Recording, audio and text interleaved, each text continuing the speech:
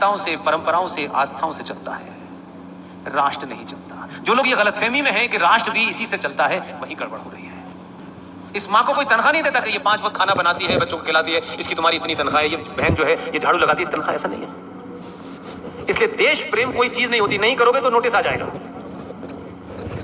इसलिए राष्ट्र परमानेंट है। देश में रोज बदलाव हो सकते हैं, कभी रेड लाइट की जगह ग्रीन लाइट हो सकती है, कभी येलो हो सकती है, कभी ये नियम बदल सकता है, कभी ये कानून बदल सकता है, सब चीजें बदलती रहती हैं। राष्ट्र अनादिकाल तक रहता है। आपकी पूजा पद्धति में, आपकी मान्यताओं में बदलाव नहीं होता।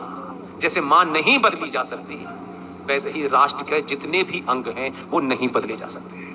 कोई आए कि कहे नहीं आज से पूजा ऐसे होगी, 4 जूते उठाइए और मार के भगा दीजिए कि आज से पूजा मैं ऐसे करूंगा। तुम्हारे हिसाब से पूजा नहीं चलेगी। ये कथा का आडंबर तुम्हारे हिसाब से नहीं चलेगा। राम की कथा ही रहेगी और जो है वही रहेगी। तुम ट्विस्ट करोगे और आप कैसे देखें ये गिरावट की है। कथा सुनाने आए हो तो जो कथा है वही सुनाना। फिर मौला मौला अली अली उसमें नहीं आता है, किसी रामायण में नहीं है। मैं बहुत कटु आदमी हूं, मुझे कोई फर्क नहीं पड़ता कि कोई नाराज हो जाए। मैं इस सभा में किसी को खुश और नाराज करने नहीं आया हूं। मैं कोई ऐसी बात कह रहा हूं जो आप तथ्यों से परे हो, आपको पूरा अधिकार है उसे पूछे। लेकिन मैं इतनी लंबे 2 साल के इंतजार के बाद चंदू भाई पटेल जी ने मुझे इसलिए नहीं बुलाया कि पुष्पेन जी आप कहानी किससे सुनाइए, लोग खूब ताली बजाएंगे। मैंने यहां आने की फीस नहीं ली है, ये पेड काम नहीं है। चंदू भाई ने खाना खिला दिया, किसी इनके दोस्त ने, क्या होटल का नाम है, जेपी रिजॉर्ट, उनके मालिक यहीं बैठे हुए हैं। मैंने कहा अपने होटल के सामने मेरी तस्वीर भी ले लीजिए ताकि लोगों को पता चले कि मैं जेपी रिजॉर्ट पर ठहरा था। न चंदू भाई को सरकार पैसे दे रही, न जेपी रिजॉर्ट के मालिक को दे रही, न उस आदमी को दे रही जो पिछले 3 दिन से लगातार मुझे गाड़ी में चला रहा है। सरकार की दी हुई सुरक्षा 7 महीने पहले थी, जब नहीं थी तब भी वही था और आज भी वही हूं। चंदू भाई को मेरे जानने के बाद लोग ये तो कहेंगे चंदू भाई बहुत अच्छा काम किया, आपने ने बुला लिया। लेकिन चंदू भाई से ये भी पूछना कि चंदू भाई ये प्रकप चलता रहे, अनेकानेक लोग हैं जो समझते हैं कि ये सही बोल रहे हैं, उनको बुलाने की क्षमता चंदू भाई की इतनी करना कि चंदू भाई को मेरी टिकट के पैसे की चिंता ना हो। आप अपने बीच में से तय करिए क्या करना है। हम सबको जाना है, कोई ऐसा नहीं है कि यहीं रहने वाला है। आप कितना भी बड़ा आडंबर कर खड़ा कर लीजिए, कोई नहीं पूछने वाला।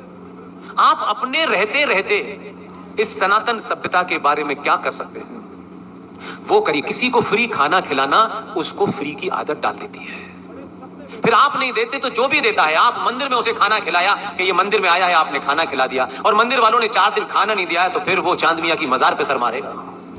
फिर वो अजमेर जाकर, क्योंकि उसको खाना खाना है। जो उसको खाना खिलाना है उसको कोशिश करिए कि 1 हफ्ते तक, 2 हफ्ते तक खाना खिलाएंगे। लेकिन तुझे भगवान ने 2 आंखें, 2 टांगे, 2 हाथ दिए हैं, तू भी कल से मजदूरी करना शुरू कर ताकि तेरा खाना बंद हो, अपने आप कमा।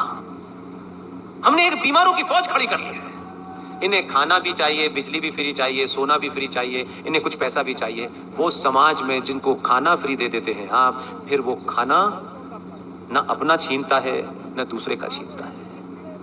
ये खाना फ्री खिला करके आप कोई सेवा नहीं कर रहे, बल्कि उस आदमी को और उसके आने वाली नस्लों को अनंत काल तक मानसिक और शारीरिक अपाहिज बना रहे हो आप उसको। ये तो हो सकता है कि कोई बच्चा पढ़ना चाहता हो आपके मोहल्ले में हो और उसकी जाति क्या है नहीं पता, लेकिन आपने देखा है इस लड़के में बहुत इसके अंदर जिज्ञासा है, ये बड़ा पढ़ता है, ये ट्यूबलाइट के नीचे भी पढ़ता है, ये यहाँ भी जाने, इसको अगर मैं 100 रुपए दे दूंगा तो इसका रास्ता थोड़ा कम हो जाएगा। फिर वो किसी न किसी दिन ऐसी जगह पहुंचेगा जो 500 को बढ़ा सकेगा।